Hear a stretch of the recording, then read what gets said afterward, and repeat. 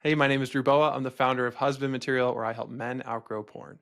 Thank you for listening to my interview with Anna Lembke. Wow. She gives us so much wisdom about how addiction works and what it looks like to break free through resetting your brain's dopamine levels. She makes neuroscience and research really easy to understand. Her book, Dopamine Nation, is fantastic. It also has a companion, the Dopamine Nation workbook. And I would highly recommend both. I think Anna's voice is prophetic, frankly, for our culture, for our time, where we have 24/7 access to drugified digital devices that she calls masturbation machines. And she's also incredibly vulnerable in sharing her own personal story of becoming addicted to erotic novels. I think you guys are going to resonate with her and learn a lot. Enjoy the episode. Welcome to Husband Material. I have been looking forward to this conversation literally for years, hoping that I would get the chance to interview Anna Lembke. She is the author of Dopamine Nation and the Dopamine Nation workbook, and it's all about finding balance in an age of indulgence, which is so important for us, for everyone, but especially for anyone who wants freedom from porn. So, welcome to the show. Thank you for having me. I love the title of your podcast, by the way. I think it's great. When I read your book, I was really moved that you decided to be vulnerable and share some of your personal story as it relates to addiction. What did that look like for you? Well, thank you for saying that. It was hard to share, but a couple things tipped me over. First of all, I felt like I couldn't reasonably ask my patients to share their stories, to let me share their stories in the book and not also be willing to share mine. And also, I have learned over the years, again, mostly from my patients, that when we share a part of ourselves and make ourselves vulnerable, like we think that people are going to be grossed out, but in fact, the opposite happens, and it really draws people in. We see our own humanity, our own brokenness. So I know how healing that can be, having been on the receiving end of other people sharing with me in a professional context, but also outside of that context. So yeah, that's why I decided to do it. For anyone who hasn't read your book, what is your personal story? Okay, so let's go back about 15 years now. I had just weaned my fourth child, and I wasn't going to have any more children. That was something that my husband made clear. And I kind of experienced a sort of a grief reaction, to sort of that being the end of my fertility, so to speak. Mm. And in that context, I think I was trying to fill a sort of an emptiness. I've always been a reader. That's always been, my refuge. And someone recommended that I read the Twilight saga or series. And so I was like, okay, sure, I'll give that a try. And I read it, and it just transported me in a way that it's hard for me to describe, but it just scratched an itch that was just super powerful. So I read the whole 4-book series, and I read it again and read again. And then I kind of thought, I wonder if there are any more vampire romance novels out there. Turns out there's a whole lot. So Mm-hmm.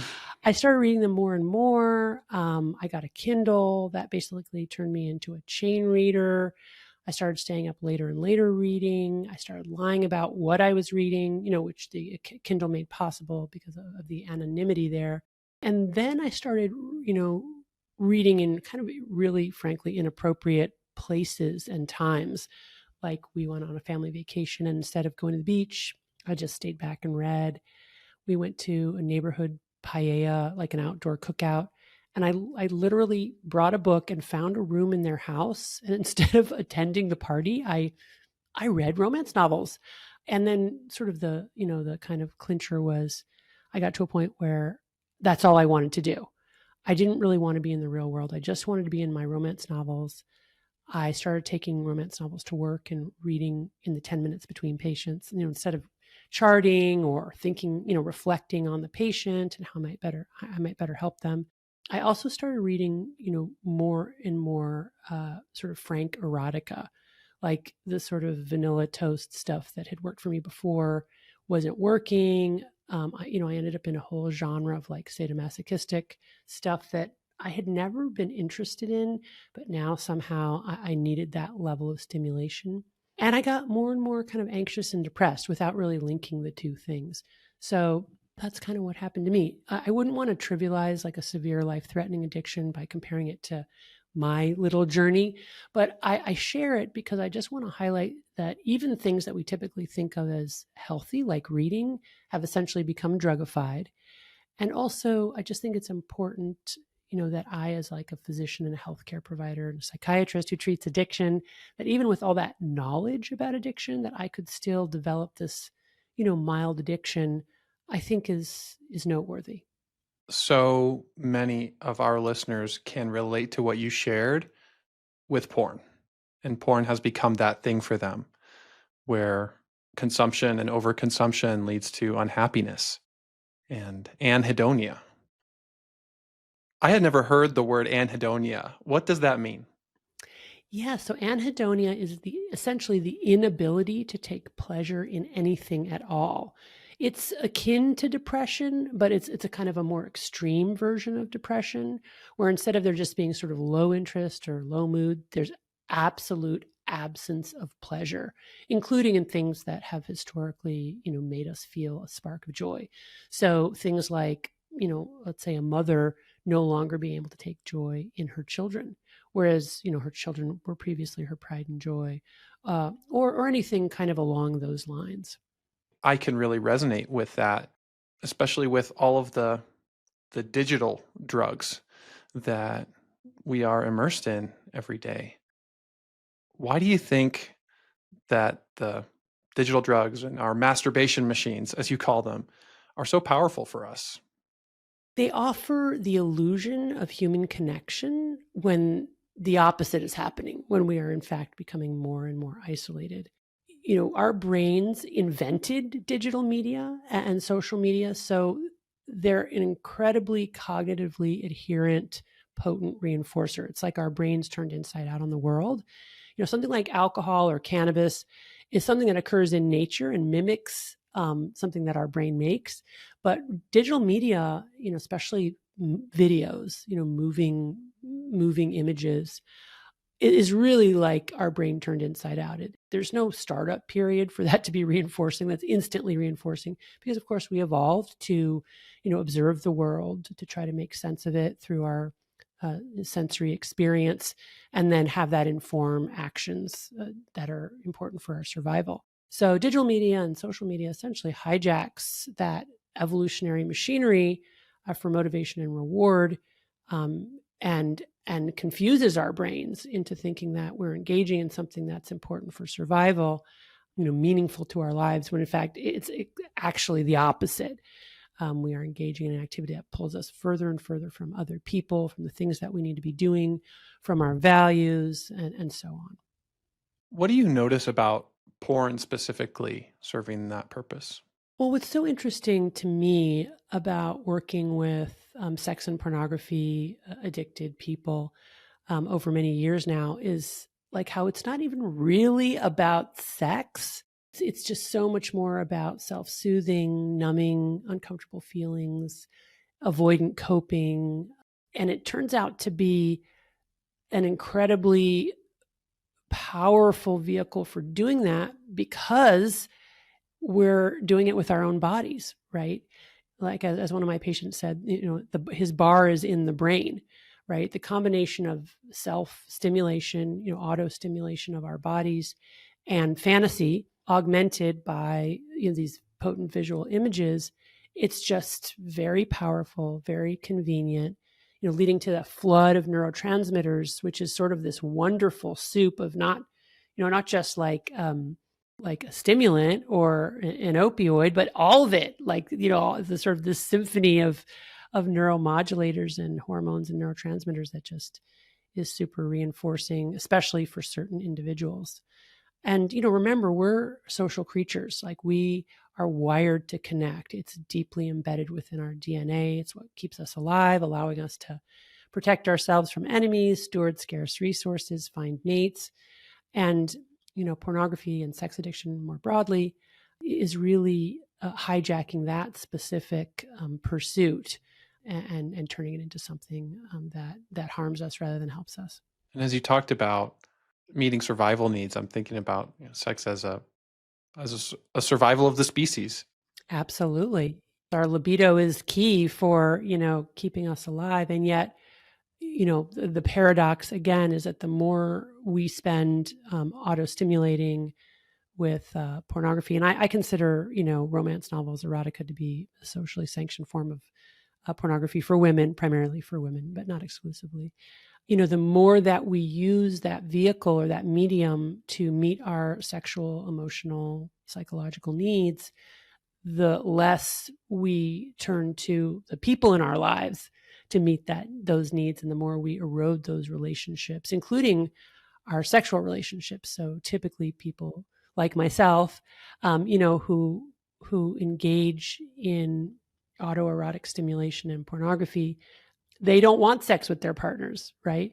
Because the kind of controlled micro titration of their own bodies that they can get with pornography seems better, right? When we're in our addiction. It isn't obviously better in the long run, but it's because we can control it and auto titrate it that it's so appealing. Yeah, especially in a season of grief or emptiness, or where needs that used to be met are all of a sudden really overwhelming, or we're just alone. Yeah, so true. And thanks for kind of bringing it back to where I started, because I actually didn't make that connection between kind of the grief of no more childbearing for me until much later, when I was sort of thought, like, why then? Because I'd always, the novels had always existed out there, but I didn't really discover them until, a time of grief and longing and some stress between me and my husband, around my like kind of wanting more children and him saying, no, really 4 is enough, which is perfectly reasonable. 4 Yeah, really is, it 4 is really fine. is. Yeah. Yeah, right. And he's a great husband and a great father, and he's really my better half. I've learned to listen to him. But still, there was sort of this absence and a longing, and whether it's that comes at a time of a breakup from a relationship or actual mourning the death or loss of a loved one. It's the self-soothing piece, that draws us in, but it's so isolating, if we overdo it. Yeah. You've also mentioned how we can become addicted to pain, and I wonder if that might be part of it for some porn users. Interesting. So typically with intoxicants like pornography, the reason that they're reinforcing is because they release a lot of dopamine all at once in the reward pathway. You get a spike of dopamine, which, combined with other chemicals, leads to pleasure, euphoria, or at least a release of depression, anxiety, anhedonia, what have you. But what's key to note is that over time, the brain adapts to that increased dopamine release and actually downregulates dopamine transmission so that we're getting less and less dopamine with ongoing exposure. And eventually we can end up in this chronic dopamine deficit state where we don't get any pleasure at all from our drug of choice, but we still feel compelled to repeat the behavior just to feel normal and bring our mood back to baseline. And that's sometimes referred to as dysphoria-driven relapse. But I think that's really important to understand, that what initially actually is effective, in relieving psychological and or physical pain, ultimately isn't effective, stops working, and then can turn on us and do the opposite and make that pain worse. And that's then like a grief reaction around that, right? Like, hey, my drug's not even working anymore, right? But Yeah. now I can't even stop it. It's so heartbreaking. Yeah. You have not only described these problems, but also charted a path out. And I think it's probably the longest acronym I've ever seen. Not very useful at the end of the day.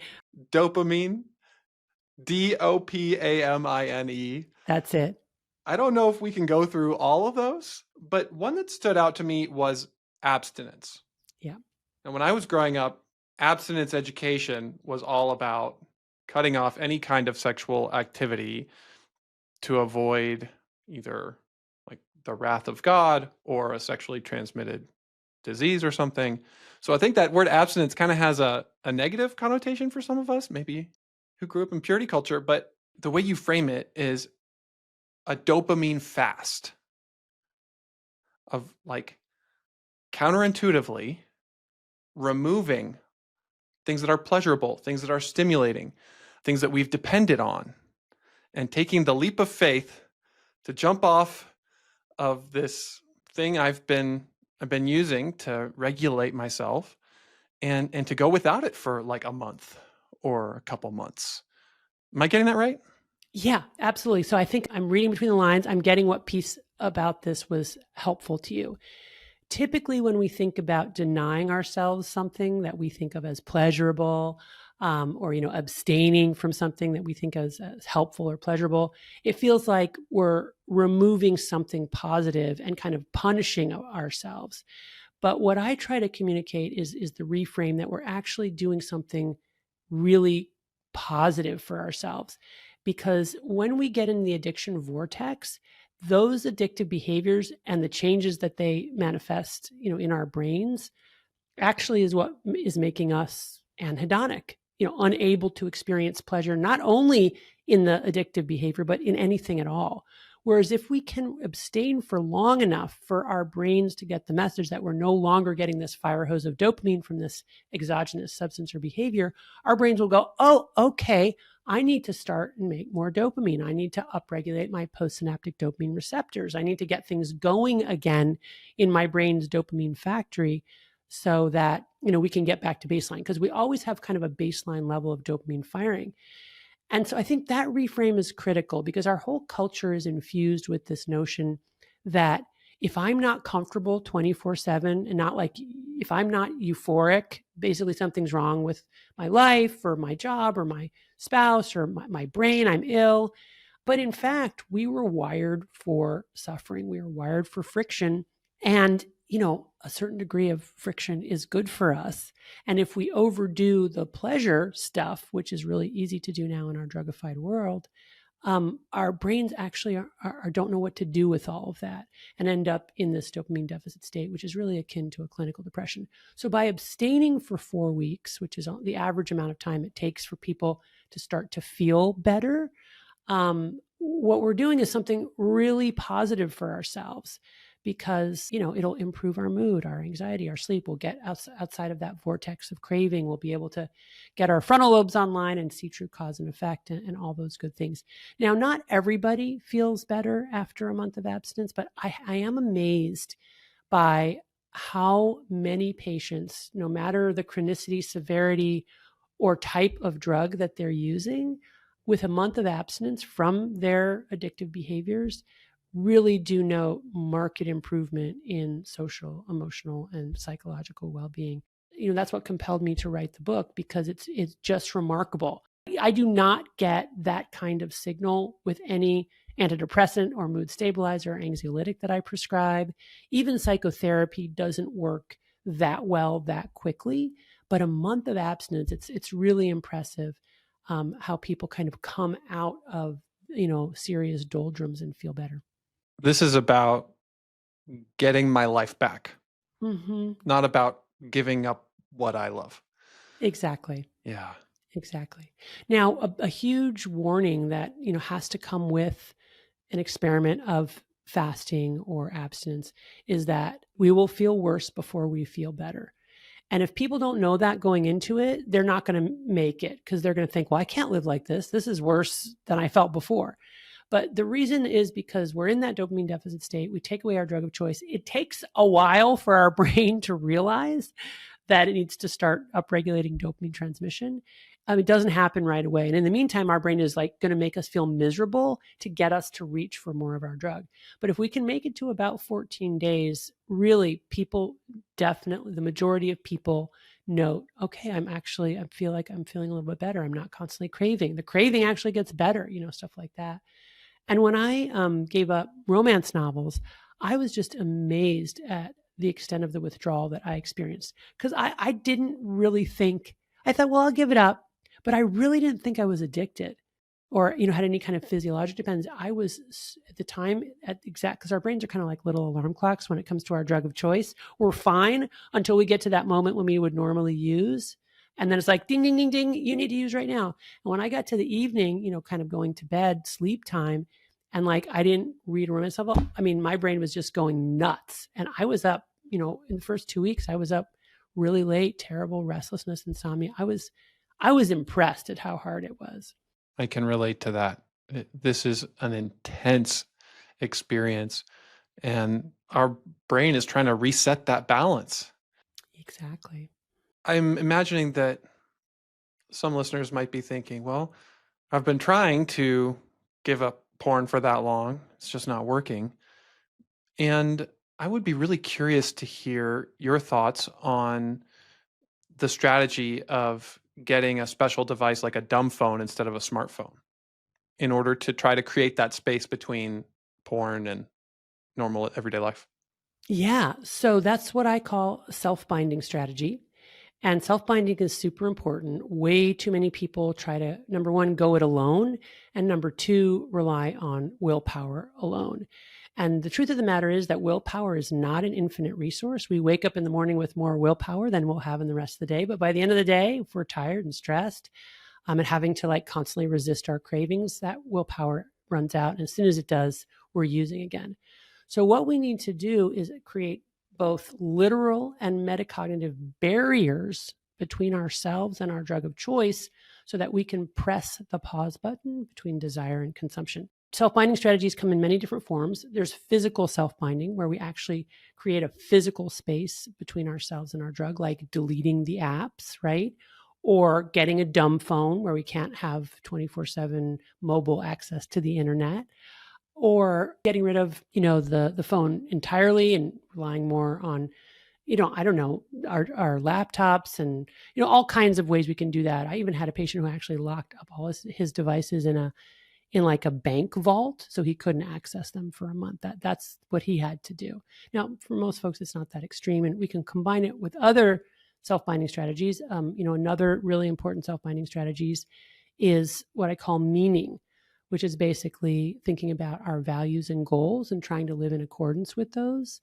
And so every time we think about our behaviors, is this in accordance with my values and goals? Not in a punitive, shaming, self-judging way, but in a compassionate, self-forgiving, forward-looking way. How do I want to live my life? Other people are a huge source of self-binding. We massively co-regulate with other people. We can, use those relationships in a positive way to help us not use our drug of choice. So I've seen a lot of folks with pornography actually give a loved one and the ability to monitor, what they're doing. I forget the name of the various apps, but, in the right kind of relationship where both voluntarily and willingly engage in that kind of monitoring, that can be super helpful. Or really 12-step groups and other mutual help groups like Sex and Pornography Addicts Anonymous, Sexaholics Anonymous, Sex Addicts Anonymous. There are a lot of different flavors, but those can be transformational, those groups, because then we're not doing it alone. We're co-regulating with other people. And then finally, we do have medications. Now, there is no FDA-approved medication specifically for sex and pornography addiction, but sometimes we use the SSRIs, which are antidepressants that have as a side effect, they decrease libido. That can be very helpful for folks with sex and pornography addiction. Sometimes we use naltrexone, which is an opioid receptor blocker, FDA approved for alcohol addiction and opioid addiction, but I've seen it be very helpful in some individuals with sex and pornography addiction. There are even studies looking at the GLP-1s like Ozempic to help people with sex and pornography addiction. Ozempic most likely works by decreasing the amount of dopamine that's released in the nucleus accumbens, the reward pathway in response to appetitive foods. So, who knows? It may do something similar in other contexts, and it's being actively studied in those contexts. Lots of different ideas, but the main thing is to not try to just go it alone, but to reach out, get help, get together with other people struggling with the same thing. Your podcast is, a great example of sort of people helping other people with the same problem. Yeah, and in our community, I see men connecting with each other almost every day through what you call prosocial shame. Yeah. What is prosocial shame? Okay, so shame is, a gut punch of an emotion where we realize that we have transgressed social norms, often accompanied by the fear of abandonment, which is terrifying. The idea that we would be shunned, kicked out of the tribe, left alone to die, whether metaphorically or literally. So shame is probably one of the oldest emotions, and it's fundamentally a prosocial emotion, meaning that we need to feel shame in order to be able to live together in larger communities and to make a civilization. If we didn't feel shame for transgressing, group norms, uh, it would never work, right? And those norms, will change to some extent across cultures and time periods, but really, in essence, they're sort of like the same big picture group norms, like let's be kind, let's not cheat, lie, steal, let's not kill each other. So shame's important. It has to be there. But what can happen in addiction is that we're so overwhelmed by our shame, and it becomes such a tolerable emotion in and of itself that it actually perpetuates and drives the addiction. And then we're dealing with destructive shame, toxic shame, malignant shame, where it's actually perpetuating the problem. And that's not good. So we've got to get out of that loop of toxic shame and into the loop of prosocial shame. And one of the main ways to do that is actually to open up to another human being and tell the truth. But it's got to be somebody who we trust and who we know understands and who gives us like a to-do list for how to not do that behavior anymore. So it can't just be like, I'm going to tell you about this and then I move on and keep doing it. It's really connected to this idea that I'm going to tell you this, that's going to welcome me into this group, which is defined by forgiving this behavior and providing a pathway for recovery. And that's essentially what, mutual recovery, mutual help is. The 12 steps of Sexaholics Anonymous is it's a roadmap for post-shame recovery. Yeah. I find that if I'm feeling shame about something, big or small, if I share it with a friend or a safe group and I'm radically honest, it creates deeper connection. Totally. Those are the closest friendships I have. Absolutely. Those are our real safe spaces, right? Where we know we're loved, warts and all, warts and all. So important. And the other really interesting thing that I learned from many patients, my own experience, that we really hide from our shame. We're ashamed of our shame. So it doesn't always manifest as shame. And what I learned from one patient in particular was that shame can often masquerade as resentment, which I think is so interesting, that we can end up like being angry and resentful at people who we associate with our shame instead of just really tapping into our shame. I can see that happening in a couple relationship quite easily. Yeah, for sure. So I hear you saying that shame is not necessarily bad. What matters is what we do with it. And hopefully we use it to be radically honest and connect. Yeah, I mean, shame feels bad. Like it feels horrible, but it's important information. We can't ignore our shame. When we feel shame, Yeah. we need to say, "Oh, okay, what's happening? What's going on there?" Right. And instead of, engaging in avoidant coping by doing our behaviors and running away from it, we have to really enter into it. So if I avoid shame, it's probably going to drive me back to addiction somehow. Yeah, exactly. You've worked with so many patients and helped so many people. What's one of your favorite stories that reminds you why you do this work? Gosh, there are so many. I guess one that comes to mind right now is a Stanford student who was struggling with an alcohol use disorder, who got into recovery from her alcohol use disorder and engaged in the recovery community at Stanford and just really embraced recovery and herself, and ended up helping so many people. And it was just a joy to see that. And she just like lived in this state of gratitude, which I really admired. She was just so grateful for her own recovery, so humbled by it. Such a good person. But what was one of the most memorable and interesting things was that when it came time for her to leave Stanford and move on, she and I had our last appointment together, and as usual, she expressed a ton of gratitude. And I was like, I'm just witness to your journey, But she was so sweet. She said, you helped me so much. And then she said to me, and one thing I never told you, but which I, learned about from your book or realized from your book, was that I actually had a pornography addiction that started when she was very young, like 5 or 6 years old. She was living in a house with a bunch of older siblings. So there was early exposure. And it was just a moment for me because I thought, wow, I've been treating this person for 4 years and we've talked about a lot of things. And yet it wasn't until, the termination visit that she finally was able to talk about her pornography addiction, which just speaks to how shameful it can be for people, even people dealing with other types of addictions. Somehow bringing up that pornography addiction is just so hard. And I get it. Yeah. For me, one of the most powerful concepts you teach, and one of the hardest ones for me to communicate, is the idea of the pleasure pain balance, like a seesaw. Mm. Can you explain how that works? Sure. So this is a metaphor for kind of how we process pleasure and pain. It's informed by the neuroscience, but also by the clinical science and clinical observation.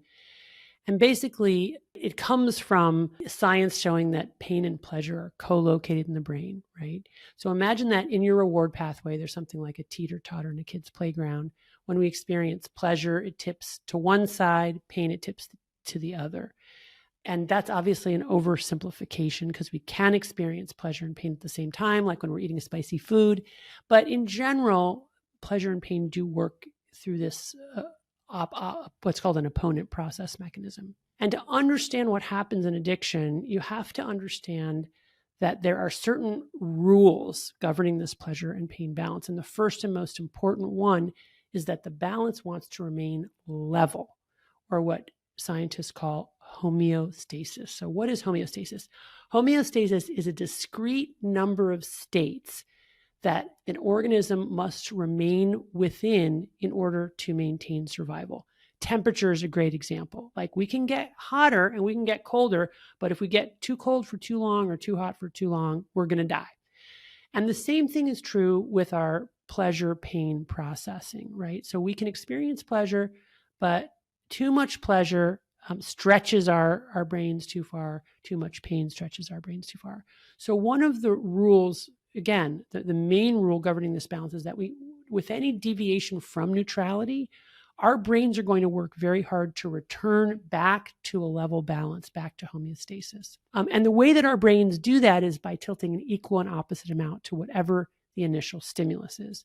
So when we do something pleasurable, that releases dopamine in the reward pathway, tilts our brain to the side of pleasure, but then the brain adapts by downregulating dopamine transmission. I imagine that as these gremlins hopping on the pain side of the balance to bring them level again. But the gremlins don't get off as soon as the balance is level. They stay on until we're tilted an equal and opposite amount to the side of pain.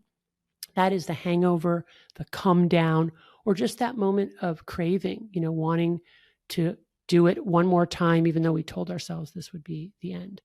Now, if we wait long enough without repeating that behavior, those gremlins hop off and homeostasis is restored and the craving goes away. But with repeated exposure to our drug of choice over days to weeks to months to years, what happens is that dopamine spike gets less and less. That deflection to the pleasure side gets weaker and shorter in duration, but the gremlins multiply until we have so many gremlins on the pain side of the balance that they fill this whole room. Now we've entered into addicted brain. We've changed our joy set point, right? And now we need to do our behavior, not to get relief from anxiety or to feel pleasure, but just to level the balance and feel normal. And that is the state that we're in, when we're in an addiction. That was mind-blowing for me, that it's not primarily about trying to be happy, but trying to get back to homeostasis. Right, exactly. I wonder if that's one of the reasons why having a great day can be such a trigger. Ah, love it. We typically think of people relapsing when they're under a lot of stress, but that's not true for everybody. For some people, stress is actually a way to keep them on the straight and narrow. It's like, okay, I'm in survival mode. I can't use, I got to be on it. They're like adrenalized, and the adrenaline actually helps them engage in healthier behaviors.